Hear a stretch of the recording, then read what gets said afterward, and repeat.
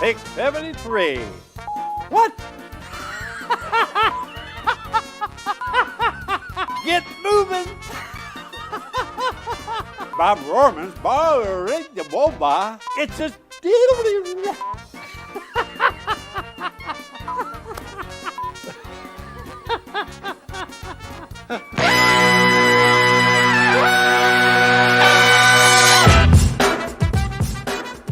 Good morning, sweet world, and welcome to the No Dunks podcast on the Athletic Network. It's Wednesday, September 2nd. I'm J.E. Skeets, and joining us here, as always, we've got Tass Mellis.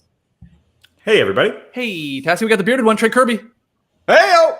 Hey-o! The international man of mystery, taking it to the max, Lee Ellis. Friend. And last but not least, making the magic happen today, JD. Hello. There he is, and here we are. Shout out to everyone joining us live right now on YouTube and or listening to the podcast a little bit later. A special hello to Naomi as well. I know she's watching. Keep your questions and your comments coming for beach stepping episodes. We're actually going to be hitting the beach later today, gentlemen. So make sure you guys keep your eyes and your ears out for that one. Email us nodunks@theathletic.com or tweet them in at nodunks_inc. Any of your cues and your comments. But we got a lot of good questions for today's beach stepping, so make sure you check that one out. But today could be a little bit of a quicker show because we're really focusing on those two games from Tuesday, and we'll start in the Western Conference. Game 7, baby. Ooh, interesting Game 7. The Nuggets edge the Jazz 80-78 to complete the comeback from 3-1 down, Tass. Yeah, a bit different than the 6 games prior. This was weird, but fun nonetheless. Yeah, a lot of chucks, a lot of clanks, but this was a phenomenal first-round series. It was so freaking good. It wasn't a defensive battle. It wasn't guys able to stop the other team a lot of the time. That's why you saw incredible individual performances. 475 points between Donovan Mitchell and Jamal Murray in the series, the most combined points by opposing players in a series in playoff history. Wow. This is exactly what you want in a first-round playoff series. It was so great. And yeah, the scoring slowed down a little bit here. I couldn't stand the complaining, though. Whoa, what a terrible game. My goodness, you can't remember 2 days before when a guy put up 50, 2 days before that when a guy put up 42, and 50 before that. I know we ask a lot of people to try and put LeBron James's career into perspective, but this is like 2 days ago, man. You don't get as good a series as you did right here. 7 games.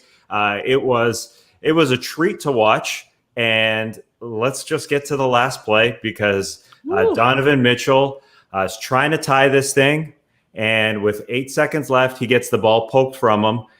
The Nuggets are up 2. They should just hold the ball. Run it! Let's go! Yeah, that was crazy. It was crazy, but I think everybody, I totally forgot about time and score as well. Like, go for it. Yeah, bury it. Put the freaking dagger in there, and Jamal Murray runs up and gives it to Torrey Craig, who's got a layup, and he misses it. And just then he just missed a freaking layup. And after the game, he said, "My bad." And so the Jazz have their opportunity to go the other way, and Rudy Gobert had Donovan Mitchell if he wanted to bomb it to him, because Donovan Mitchell was sitting cherry picking all by himself at the other end, but he went to Mike Conley instead, and that ball, Mike Conley shot a 3-point attempt. He got an incredible look, and it rolled off the rim. I think Mike Conley shots tend to do that. I don't know if I just watch Mike Conley closer than everybody else. Try and get a stat on that, John Schumann, or what that was, but it doesn't get much closer in that incredible 7-game series. Yeah, it was. I saw people tweeting about this. It had a March Madness ending to it, Trey. Like, we had the neutral floor setting, the score very low, 80-78. That is like a college game. A lot of guys missing threes, like a college game. Nice defensive move there from Gary Harris, that little poke away on Donovan. And then the what the fuck fast break from Jamal Murray. What are you guys doing? Just hold the ball. And then the near buzzer beating game 3, winning 3 from Conley. I mean, it was in and out. That's a college basketball game right there. That's eerily reminiscent of one of those. Yeah, it's specifically reminiscent of Gordon Hayward missing a half quarter against Duke in the national championship game. Just as close as Conley's shot to going down. But I don't know. It's just such a crazy thing that, the ball gets kind of like outlet to half court. You turn and look, there's not that many people in front of Jamal Murray. So he's like, well, I guess we got to go. And I don't know, maybe you don't have the crowd there cheering you on, realizing there's 2 seconds left. Hold it. You just see an opportunity to put this into a 2-possession game and take it. But, that could have backfired majorly. But I guess, shout out to Gary Harris twice. First of all, for the poke away on Donovan Mitchell, incredible. But also for the ball denial a few possessions earlier. The Jazz had to use their final timeout. So they get that rebound with 4 or 5 seconds left. They can't call a timeout. It's got to be a half-court shot. That's the little plays. They just add up, especially in a game that was 80-78 in 2020.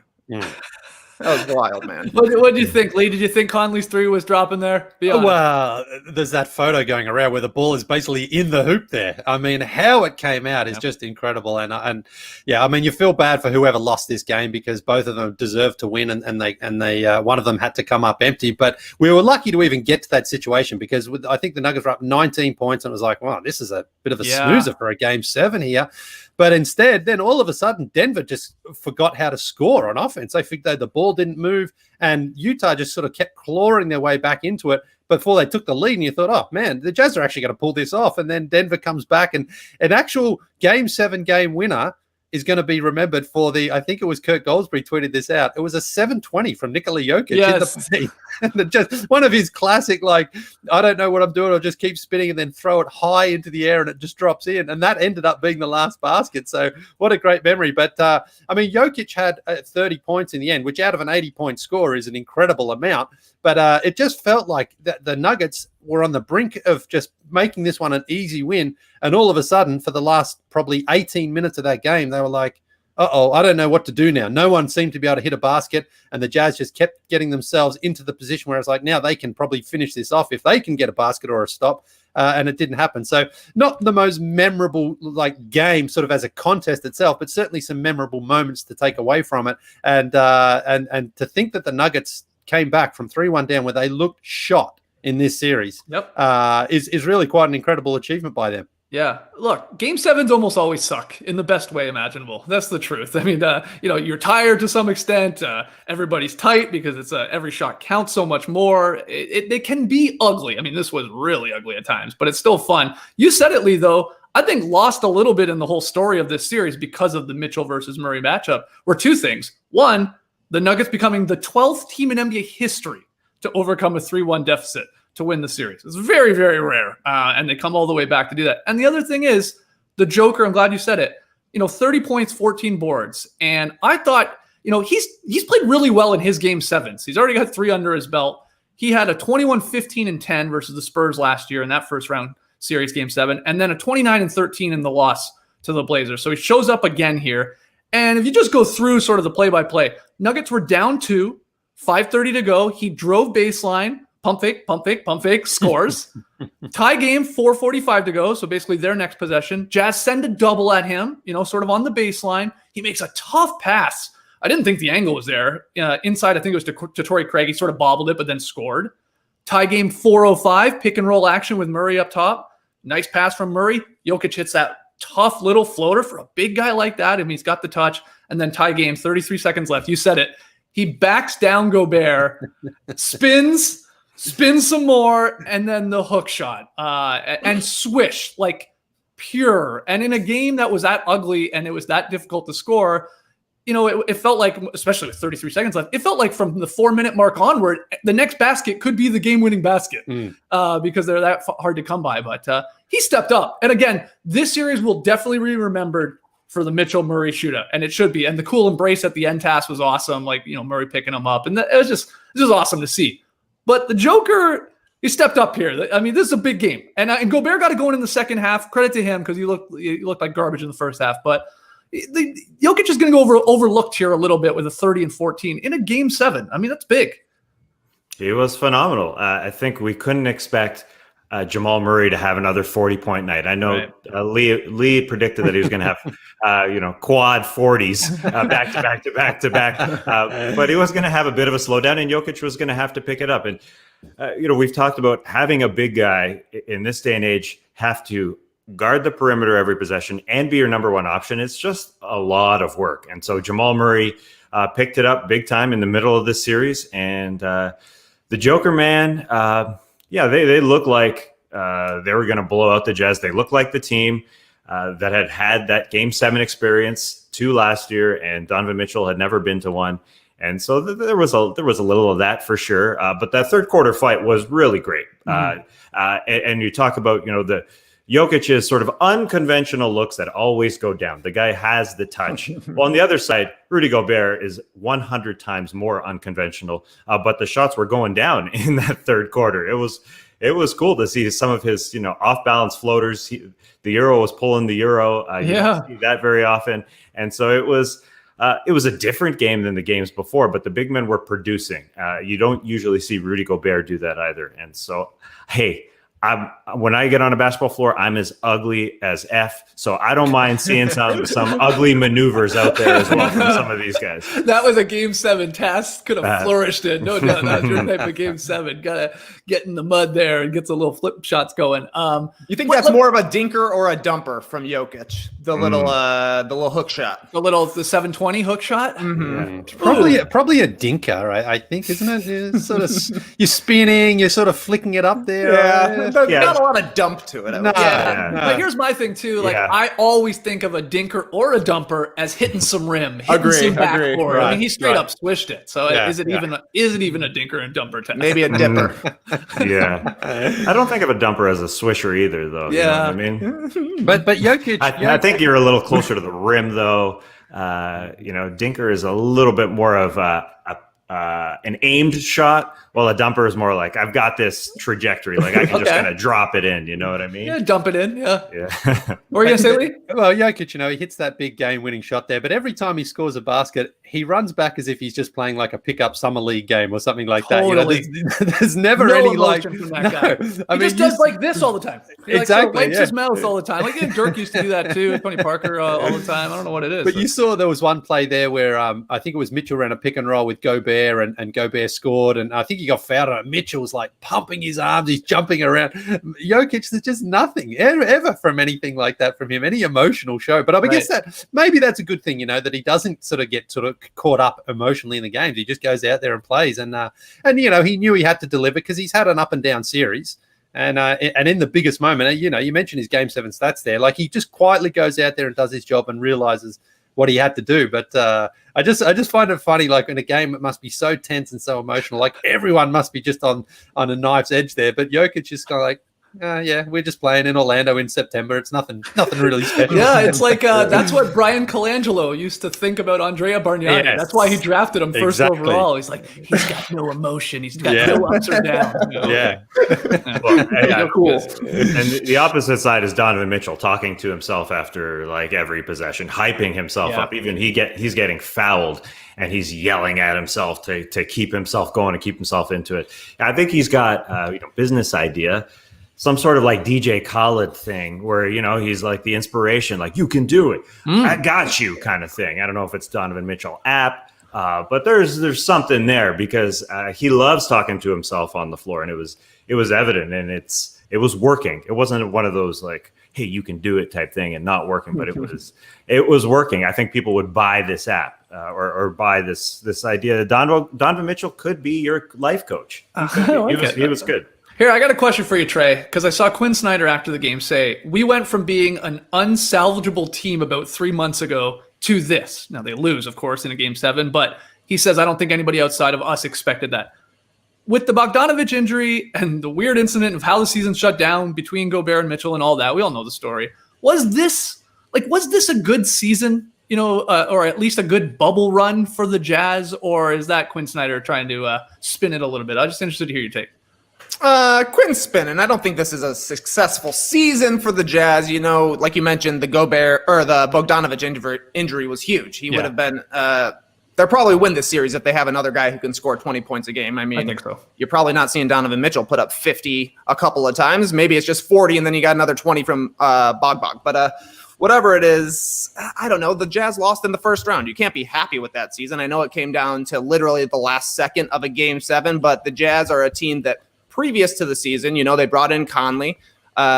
Derek Favors was out, and we expected this team to be better. We expected, with the addition of Bogdanovic as well, that this is a quote-unquote dark horse title contending team, and they were never really there. They were super up and down. I think the thing you have to be most encouraged by is that Mitchell seems a little less up and down as a player. He seemed to have taken a step during the layoff as a creator for his teammates, and just the poise that he has that he plays with seemed like he went up a level. He seems like he's going to be an even better player next season, which maybe gives you a little bit of optimism, but I don't think that the Jazz are probably thrilled with the way their season went down, but there are some extenuating circumstances, no doubt about it. Yeah, they also sort of called their shot here with this series too, right? I mean, they wanted the Nuggets. I don't think that was a secret. They wanted this matchup, and they're up 3-1. I mean, the truth is Jamal Murray won them the series, right? Forget the game 7. There's no game 7 if Jamal Murray doesn't do what he does there for those last couple before that. The Jazz win. They just do. But Jamal Murray sort of like single-handedly saved the season as a series for the Nuggets. But what do you think, Lee, is again, what Snyder is saying there, this weird season for the Jazz, and just moving forward with the Utah Jazz, can this team actually be a real legit title contender with Gobert as your big, and then with your Conley and your Bogdanoviches, and of course your superstar in Mitchell? I mean, I think so, because at times they look like that, but then there are other times where they simply don't. And earlier in this series, I remember when they were up 3-1, and you saw Mitchell and Gobert just really exploiting Nikola Jokic. I thought, this is a team that's understands how to get baskets, it understands how to take advantage of a matchup here. And then on the defensive end, they were good enough, apart from Jamal Murray, who was going off. And it's like, sometimes that happens and you have to ride it out. So at their best, yes, I think they still can be. I mean, getting Bogdanovic back will certainly help. But they do seem to be missing that one or two pieces as well. Exactly who they are, I'm not sure, because I think Ingles is actually a good fit for that team, but he's also 32, 33, and he faded in the series. He started off pretty well. They thought Conley was that piece. Well, exactly. And Conley was bad in this game. I mean, I know we're talking about the shot that nearly dropped, but yeah. He was bad in this game, but he seemed to look better in the bubble and the playoff games. When did he came back? He came back about game 4, I think, wasn't he? He hit the 7 threes. Like, yes, he definitely looks like the piece that they were hoping to get. So at times, I mean, they rattled off, I think, 15 games in a row this season against weak competition, but they sort of, that's what you have to do. You have to hammer Hold on. That was this season? I believe so, yeah. Yeah, wasn't it? Yes. It might have been this calendar year. I'm not sure, but it probably was. But, and then you got your star in Mitchell. Mitchell's no question that he's a star. He can close games. He's the guy who can get you the 45 and the 50 points. So they've got pieces there. And I think Quinn Snyder is a good coach too, but playoffs, they can't quite seem to figure those out yet and can't close out. Now, they've lost to Houston last season, and then the season before they lost to Houston as well. Yeah. And it's like, you'd think they would start to be making a little bit of progress here. And they look to be, against Denver, being the number 6 seed, they look to be like getting rid of the Nuggets in 5 games. Mm-hmm. But now they're kind of back where they were at the same point last season and the season before almost, where it's like, okay, where is this team going? What's going on here? So, they're certainly not trading Mitchell. Of course, we know that. I doubt they'll trade Rudy Gobert. Conley's got a player option, I think, for next season, so he's likely coming back. Royce O'Neal, I think, is a good role player on that team. Jordan Clarkson showed that he can be their spark off the bench. So, you sort of you look at a team, you think, we've got depth, we've got defense, we've got offense, we've got balance, we've got good coaching. So what's missing? That's the key there for the front office, to find what's missing, or to just get this team to perform at a higher level. Yeah, I think the ultimate question with them, if you're their organization, is the Gobert question mark. It's the Gobert Mitchell. Like, Mitchell not going anywhere. You're right, and I'm with you. He's 23 years old. I think he's turning 24 like tomorrow or something in a few days.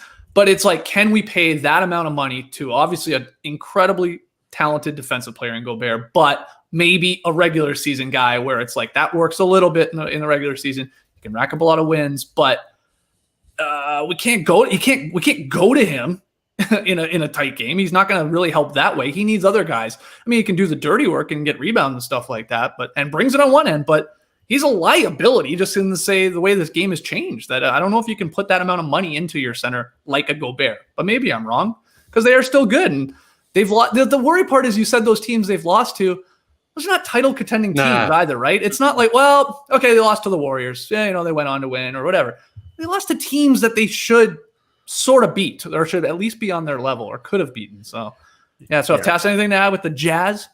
Well, as far as not being an elite team, this is going to go down like the 2009 Bulls Celtics series. I'm sorry. Yeah, Bulls Celtics. That's right. Yeah. Where neither team really goes all that far and really wins anything significant. The Nuggets do not have a good matchup against the Clippers next round. This is going to be one of those series you look at and say, wow, those are two incredible teams. They were just evenly matched. And they're evenly matched because the Jazz just don't have enough wing power. Bojan Bogdanovic would help, but Mike Conley and Joe Ingles they're long on the tooth, and it looks it. And they gave up a lot for Mike Conley, but regardless, they're going to be 33 next year. And I think Rudy Gobert, I always sort of go back and forth. Can he work with Donovan Mitchell? He can work if you have incredible wings beside him that can score. I mean, you don't have to go to your center at times. They've seen teams win championship series without a guy that can score in the post or really, be anything offensively other than a lob threat. But yeah, they got to get better on the perimeter. So they got to hope that they can find someone. Because I don't think I don't really think they have a dribble guy, somebody who can put the ball on the floor on that roster. Well, we're going to get to our Nuggets Clippers series preview and predictions on tomorrow's podcast, but we do have the Manscaped series, Trey. Nuggets and Clippers. So let's take a quick break, and then we'll get to the Raptors Celtics. Take it away, man. This is going to sound sick. But literally the first thing I thought about this morning was doing a Manscaped ad read. Lying in bed, my eyes still closed, thinking about Manscaped. Hard going to sleep even last night, knowing that Clippers Nuggets was a reality. Wow. Jabal Furry versus Landry Shave It. Montrez No Harrell versus Shave Some Plumleys. The Manscaped Mega Bowl is here. Woo. But LA is well rested and very good. So Clippers Nuggets may be cut short. And if you're looking to clip your nugs short, let me tell you a little bit about the Lawnmower 3.0 cordless body trimmer. With its ceramic blade and skin-safe technology, the Lawnmower 3.0 acts like a PJ bulldozer to make you less Harry Garris. And don't forget your balls. When you order the Perfect Package 3.0, not only do you get the Lawnmower 3.0, you also get the Crop Preserver and Crop Reviver. Give the boys a little Pat Patterson and you're fresh all day. Plus, you get some performance boxer briefs and a travel bag to use when your team is sent home from the bubble. But Manscaped does more than just nuggets. They legitimately just released some clippers. The Shears 2.0 is a luxury 4-piece nail kit, and it's the perfect add-on to the Perfect Package. You get slashed, tipped tweezers, rounded point scissors, fingernail clippers, and a medium grit nail file. Your hands will be in tip-top shape whether you're eating wings at Magic City or handling your Rodney Magruder. Right now, you can get 20% off and free shipping with the code THEATHLETIC at manscaped.com. That's 20% off with free shipping at manscaped.com and use code THEATHLETIC20. Take your grooming game to the next level. Eliminate dick slivers with Manscaped. Incredible work. Man, when did you do that? When did you write that? Last night or this morning? Because you had to wait. This morning, I woke up and it was just waiting in my head. It was waiting for me, knowing that Clippers Nuggets went down last night, that we were going to see it. It was meant to be. Manscaped won this series. They really did. And I think the winner of the next series has to get the Lawnmower 3.0 or at least the travel bag or something like that, right? They got to award that to them. Whoever moves on to take on maybe the Lakers or something like that. I mean, they should all head to manscaped.com and subscribe with code THEATHLETIC20. They can get them delivered every 3 months. They won't be there for 3 months, but the next time they stop by, they'll be waiting. That's a great point. In fact, if the games go to overtime, there's no basketball play. They just show off who's done the best manscaping. Okay, yeah. And we let the referees decide. I'd watch 7 games of that. Okay, let's get to the Eastern Conference game from Tuesday. Oh boy, Jason Tatum, Marcus Smart, wicked smart. Lift Boston past Toronto. Celtics take the 2-0 lead. It was a close one, bit of a heartbreaker, obviously, for Raptors fans. Lee, what's the big takeaway? Is it Marcus Smart? I mean, this guy's suddenly Ray Allen. Yeah, well, he became Ray Allen in that fourth quarter there and just caught fire, hit those 5 threes, including a 4-point play, which was incredible. But what the key was there was the Raptors were up 12. And it looked like finally the Raptors had started getting a little bit of their offense moving in transition. And they'd started to be like, okay, this is the team that we, that maybe the Raptors really can challenge. And they looked comfortable.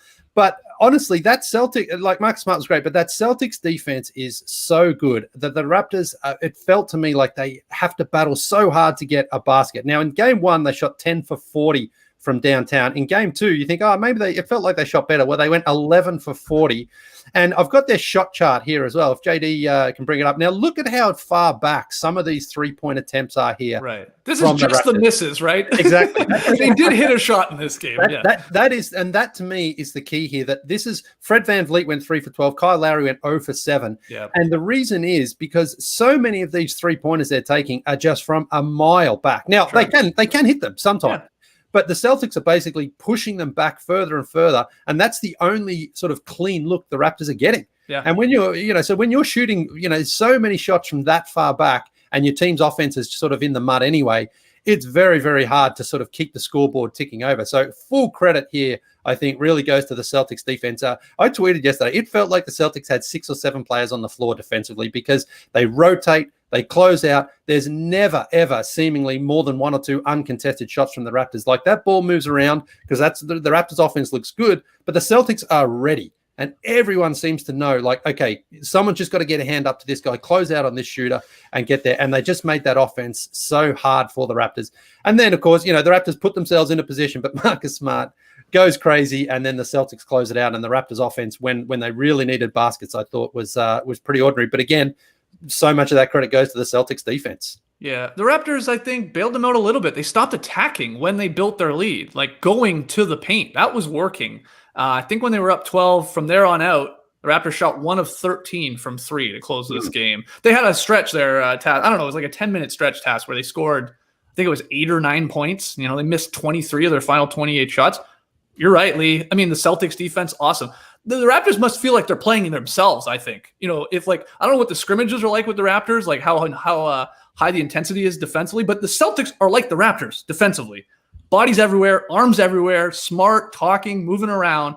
But the difference to me is the Celtics have guys, unfortunately right now, that can hit shots and can create their own shots. And either Tatum, obviously getting to the line a ton, and Kemba, who was garbage for most of the game, getting any shot he wants because he's got the handle to do it. I mean, a Lowry and a VanVleet just don't score like that. And then we can get to Siakam as well. It's like that to me right now is the difference. Raptors put up a fight in this task. I mean, this was the Raptors we know, we've seen.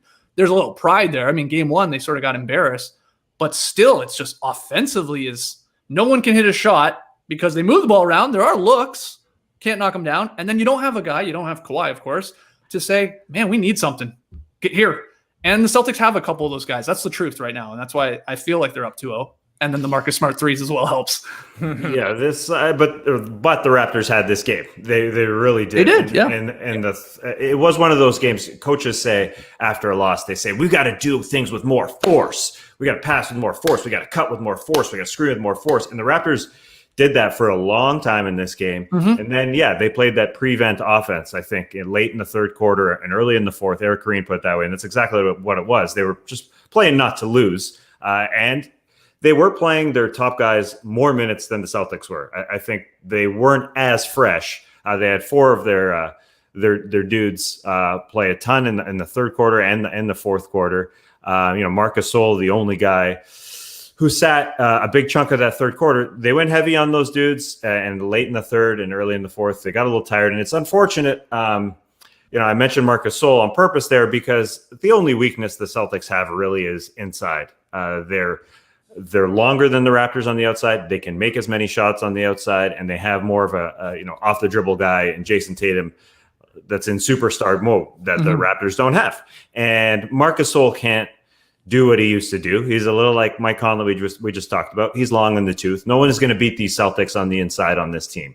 That being said, they almost did beat them on the inside.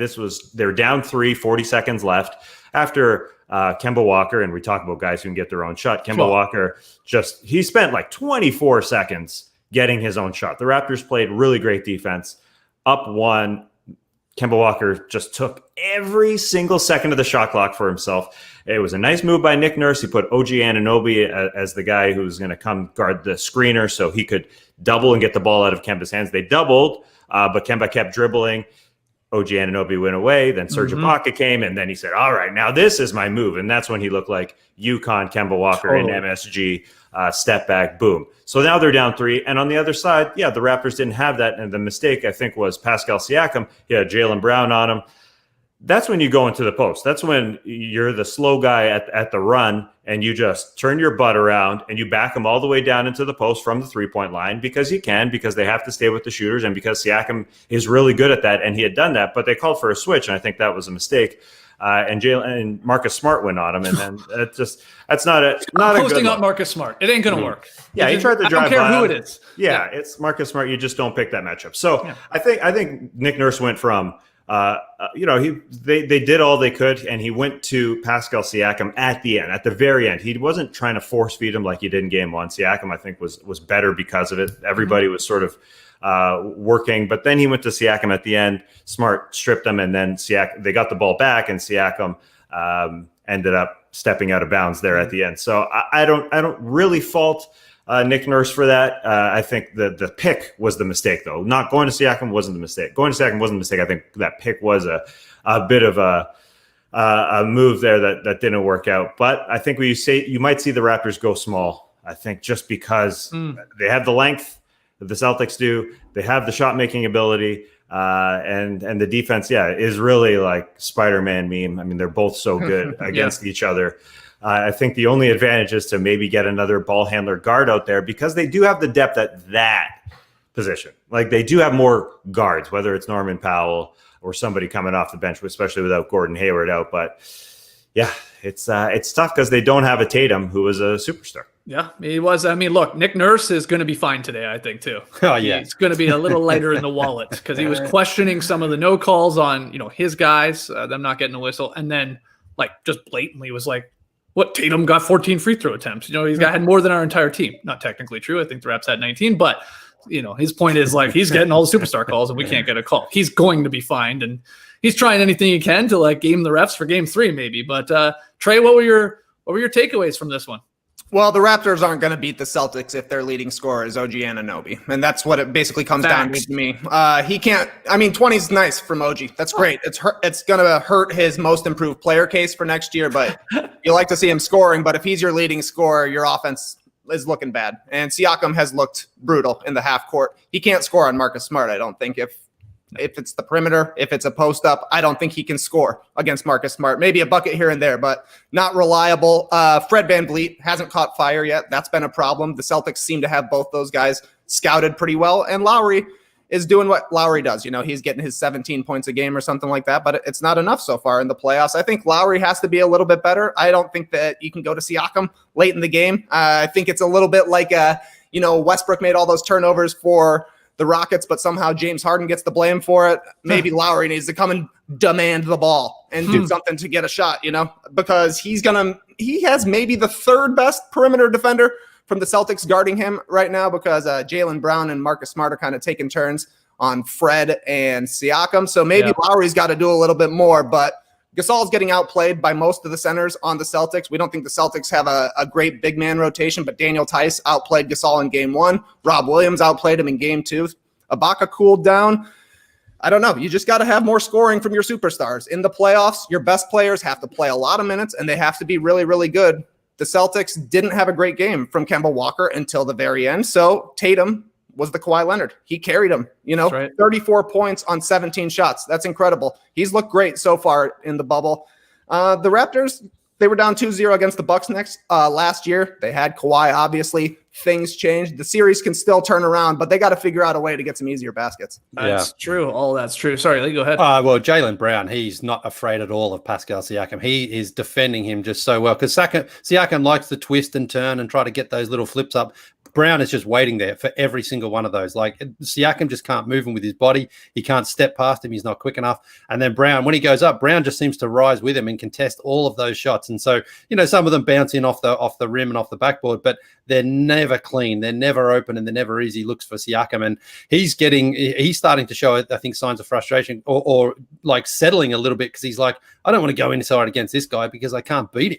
So that's going to be the big question here for Nick Nurse, is how we can try to free up Siakam maybe and get him inside and to get some easy looks. But again, the Celtics have got so many good quality defenders that there's not really a weakness out there. You know, you see Rob Williams out there, Boston Rob. I mean, if he's not just if he's not just, ever been called. my first ever survivor. Nice reference, man.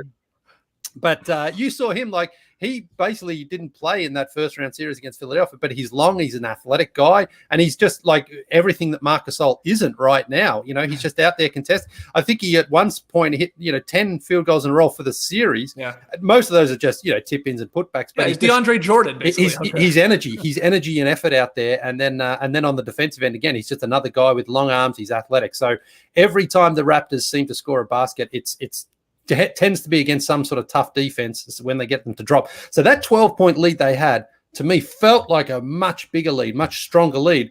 And you're like, if you were to say to someone, well, Marcus Smart's going to hit 5 threes in the fourth quarter, you're like, oh, we'll live with that. I mean, that's not going to happen. But then it did, and that just sort of rejuvenated the Celtics. And once they got back onto sort of even footing, they had control of that game.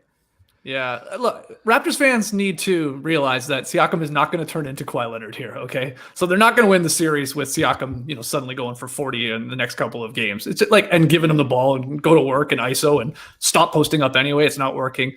It's going to have to be these guys just hitting threes. The ball continues to move, drive, kick, and Lowry has to hit threes. Van Vliet has to hit threes. The corner threes have to drop. I mean, I'm with you, Tass. Marc Gasol, every time he shoots, I'm like, he banked one in by accident yesterday. Yeah. And he can't hit a shot. And I'm not sure. He does other things. I get it. And he's like Lowry in that way as a big guy. Like he makes other plays and maybe doesn't show up in the box score a lot of the time. But at this point, you need guys that can actually hit a shot. And I think they got to move away from him. Norman Powell, too, has been invisible because this was my whole thing looking at this series. Like, the bench has got it. It's so close. It's so tight between the starters. And the Celtics starters have outplayed the Raptors starters through 2 games. But it's got to be Ibaka and it's got to be Norman Powell. And Ibaka's done his part for the most, but Powell has been invisible, and it's going overlooked because Siakam is the storyline and how bad he's been. But 4-12 in game 1 for Norman. And I'm calling him Norman because he's not Norm right now. He had 5 fouls and a turnover in that game, and then 4 points in just 13 minutes. I mean, it even got to that point where they couldn't even really put him out there. 1 for 5 shooting in game 2. Norman's got to be Norm here a little bit more because they need a guy to attack and keep going in there. And he's a little checked out right now. So that's rough. I still think the Raptors task can actually win this series because there is enough. They're strong enough defensively. They've slowed the Celtics team down. They're a damn good team. But if nobody hits shots, then then you're just not going to win. It's simple as that. I hate to say that, but it really is. I guess I still hold out hope that Van Vliet or Lowry have these games where they hit, 4 or 5 threes and something like that. And it opens up a little bit more and then they're rolling and then they get stops and they're out in transition. But I still think, it's obviously game 3 is it's the series. It's the season for Raptors. They don't win game 3. They're not winning 4 straight. They could win game 3. And I'm still convinced they could actually do this because I at least like the fight in them. Didn't love the inability to hit shots. But what's your take? Do you think they can do this? Well, they can win game 3, and then we're talking for sure. They're not going to fall over here. They're not going to fade away. They didn't do that in game 2. They were really, really close. They were not far off. They just needed a guy in the fourth quarter, to have the confidence to have a good enough 3 quarters to be able to make some shots. And you kind of have to count on the guards. You kind of have to count on the guys to be who can create the space for themselves to hit a pullback. Like a Fred VanVleet or a Kyle Lowry. And I think you keep Marc Gasol in the starting lineup just because of it's happened before where Marc Gasol has been terrible. Hasn't been adding a lot, I should say. Like he is, fine enough defensively, but everybody on the Marc Gasol hate bandwagon. Where is he? Where is he? Same with Fred VanVleet last year. And things do turn around. But I think Marc Gasol is in there because he creates so much space for Fred VanVleet. Fred VanVleet needs that monstrous body to keep him away from the Boston defenders, away from him. So I think that's where Gasol has some value. But and the Raptors were pretty good in the first quarter and the third quarter when Marc Gasol was actually playing his minutes for the most part too. Yeah, they're +7,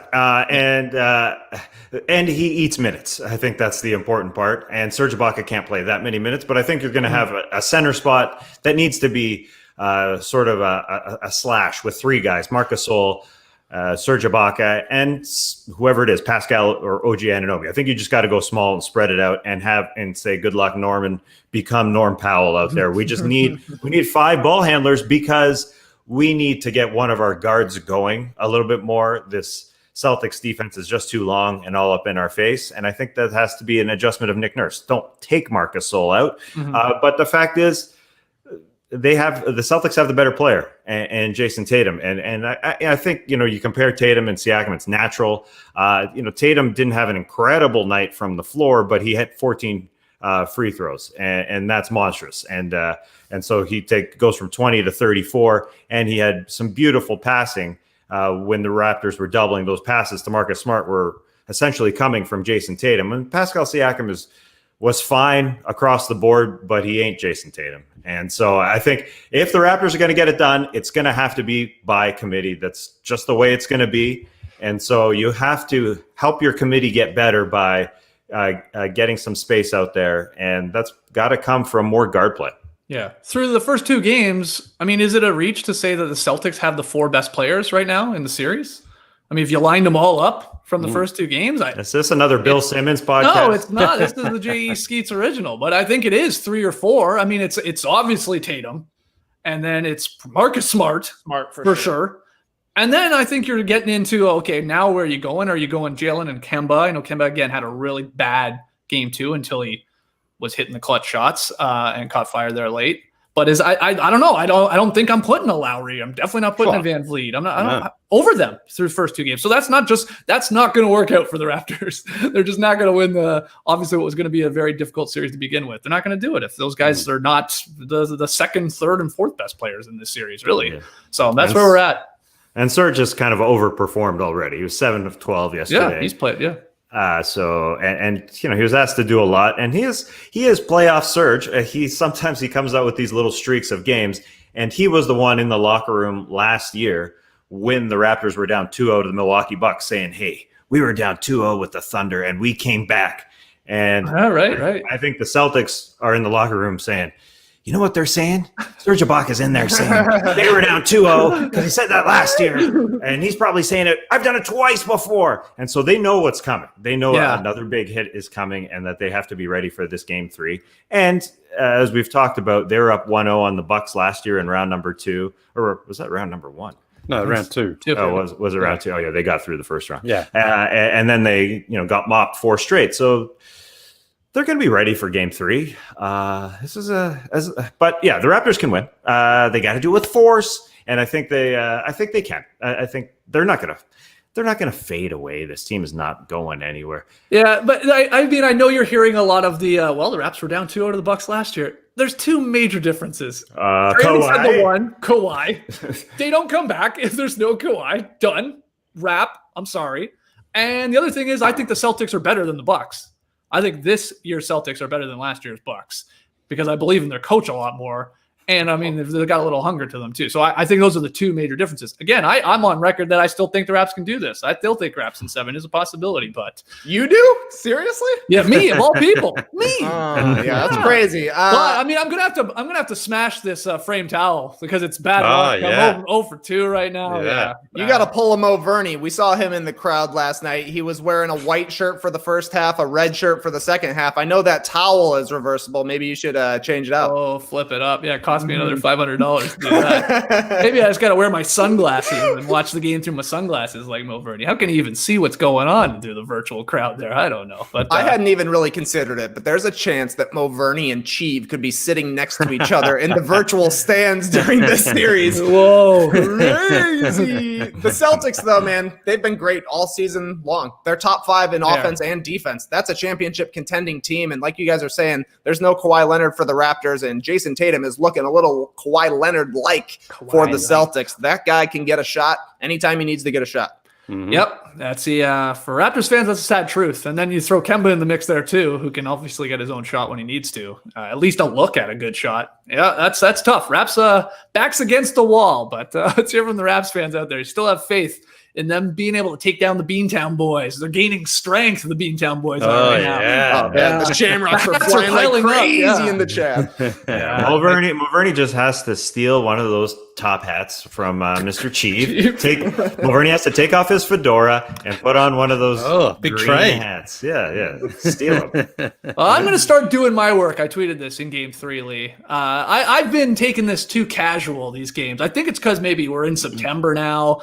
There's been so much basketball on. I'm not locked into these Raptors game tasks like I used to be last year. I got to start standing. The jersey's got to get on. I'm brutal right now. I'm not doing my part. So I'm guaranteeing a Game 3 Raptors victory. Okay, because I'm going to do my part in Game 3 on Thursday, 6:30, I think.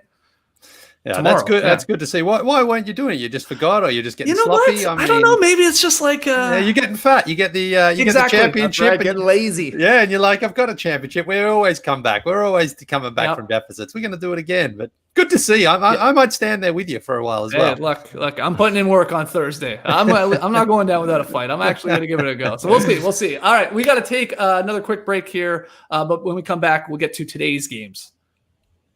All right, time for tweet of the night.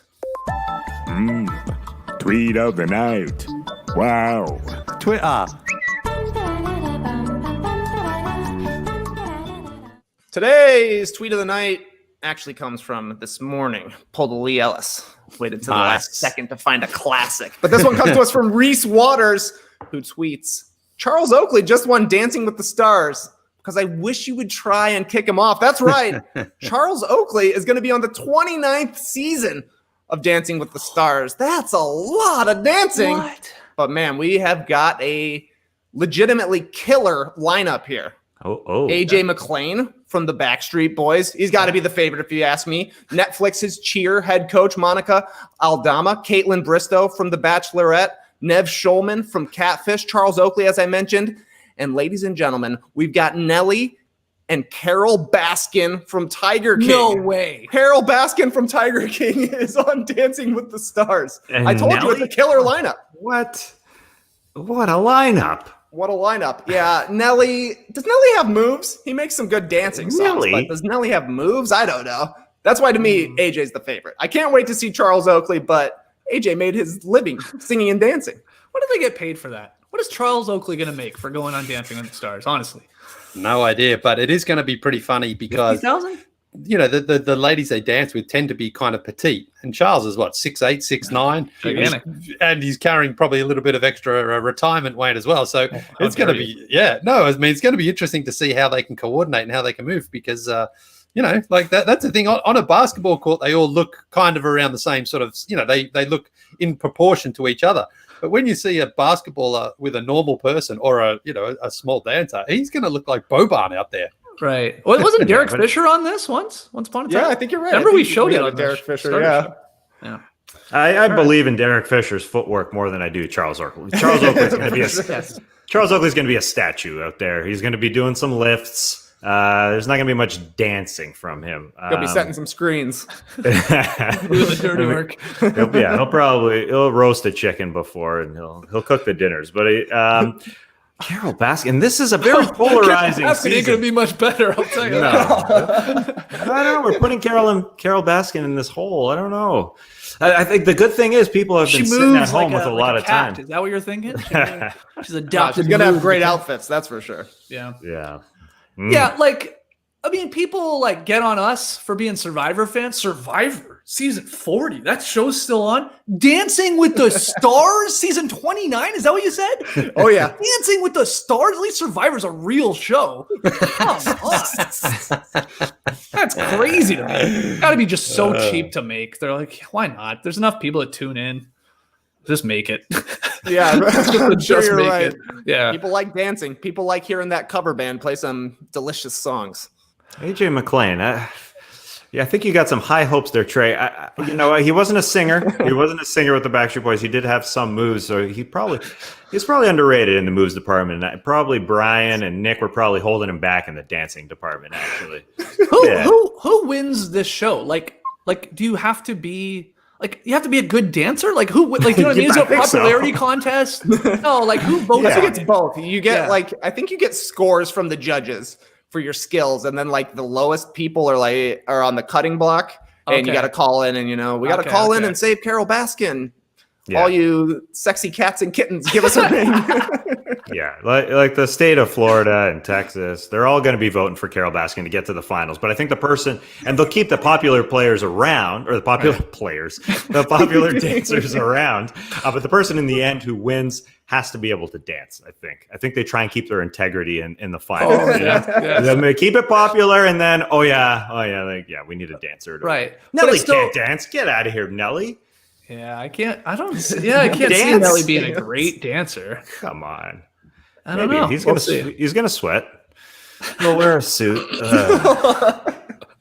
Okay, Taz, let's talk about today's games. What do we got? We got an ESPN. Yes, baby. Doubleheader on ESPN. The nightcap is that game 7. OKC and Houston. OKC 3 tight wins and Houston 3 blowout wins in this series. It's wild. So who does that favor? Let's get some quick predictions before we talk about the other game. We got to make a pick. You'd assume it's going to be a close game. So does that favor OKC or does it matter? Trey, give us a pick. A close game certainly favors OKC. And if it's ugly, that favors OKC as well. But I'm picking the Rockets, of course. I picked the Rockets in 7 to begin with. I can't abandon them now. But if it is a game that comes down to the fourth quarter, I'll be quaking in my boots with that Rockets pick. Keith, what do you think? I'm going Rockets as well. I mean, it's sort of like what Trey said. I had Rockets in 7. Why would I change that pick now? It's right there. It could happen. But I will say, if it's a close game, no doubt that favors OKC. They've got the proven track record. And if the Rockets lose this, I don't know where they go from here. D'Antoni would be gone anyway, probably. Daryl Morey might lose his job. I don't know. You've got Westbrook's contract. I don't know what you're doing with that, so maybe you're stuck there. But James Harden, I don't think we'll ever hear the end of this. If he has a bad performance tonight or shies away from the ball late in a close game like we talked about with Lee at the end of game 6, and he will be dragged forever, honestly, if they don't pull this off. He needs this win, as weird as that sounds, tonight. He really needs a good game, and he could do it. He could go for 40. Why not? But my God, that's a lot of pressure because I'll never let him hear the end of this. If he can't be, I'm serious. You gotta get past this team. You have to. So I'll go Rockets in the end, though. Well, I'll stick with my pick of Thunder. I said in 6, but obviously I may as well stay in 7. But I just feel the fact that they pulled that one out in game 6, that the Thunder are going to feel pretty confident going. I mean, of course, both teams feel they can win this game, but the Thunder were down 6 with only a couple of minutes to go, and they got that win. So now Chris Paul is you saw how emotional he was after that victory. He's he's the same sort of thing with James Harden. He doesn't want another first round exit on his resume at this stage of his career. If he can get one past Russell and James Harden, knowing that likely whichever team wins is likely going out in the next round anyway, but just that sort of win that little battle at least against your former teammates and colleagues and stuff like that. So I'll take the Thunder in a close one. I think again last night sort of showed us the game 7s are going to be tight, and even a big lead is not safe because even if you're up, that team that's up is probably going to get a little tight themselves down the stretch. So I think it's a close one, and if Chris Paul gets a chance to close it out, I think he's going to really lick his lips in that moment and try to do some damage to his former team. If Harden goes 7 for 23 in this game 7 and the Rockets lose, he might as well quit the NBA and put his resume in for Dancing with the Stars 30 because he's not coming back from this one. So come on, James. I'm rooting for James Harden to have a big game tonight. I'd like him to obviously shut up some of the haters, myself included, I guess. I think I'd rather a Rockets-Lakers series, if I'm being honest, too, in the second round. As much as I've enjoyed cheering on the Thunder here or watching the Thunder all season long and their scrappiness, I just think we might be a little more interesting in the second round. So what do you got, though, Tass? Well, I think James Harden rip-through move on the Dancing with the Stars could be interesting. The old rip-through. He'd get his partner to try and foul him. There could be some moves there, but I think they're going to last another day. I think just the fact that OKC won Game 6. That happens in playoffs. There's a yin and there's a yang, and the Rockets will come out with a little bit more tenacity than the Thunder will after Game 6's win. And Chris Paul, I think, already sort of has a win because people think of him as a closer now. For the majority of his career, as our hater man turned lover man Trey Kirby of Chris Paul used to say, like, he has struggled at times closing out games, but now we think of him as a closer. So either way, I think Chris Paul goes home a winner. But I think the Rockets are winning in a blowout tonight. I think Russell Westbrook will have a bounce back game. But looking forward to that one, 9:00 Eastern on ESPN. The first one, I want to talk about a little story involved with that one as well. That one's at 6:30 Eastern. It's Game 2 of Miami-Milwaukee. The Jimmy Butler saga was great to watch in game number 1 as he closed it out. But after that game, there was an all-star who reportedly told ESPN's Tim McMahon that Giannis is, quote, not a lockdown defender who shuts down other stars, end quote, meaning he shouldn't have been named the league's top defender. Now, is that just good timing by this all-star where he sees Giannis help defense and he sees him lose a game? This is just finding a reason to poke a hole at Giannis for whatever, just because people want to talk? Or is there some truth to that? Let's go around the horn here again. Trey, what do you think? Giannis is catching a lot of criticism for the way things went down in game 1, especially afterwards when he said, why would I guard Jimmy Butler? And my coach didn't ask me to do that. And people are right. Like, their Bucks have been the best defensive team in the league for the entire season. They're not going to change their defensive principles based on game 1 of a second round series. Maybe they should in game 2, but you're not going to have Giannis guarding Jimmy Butler for the entire game.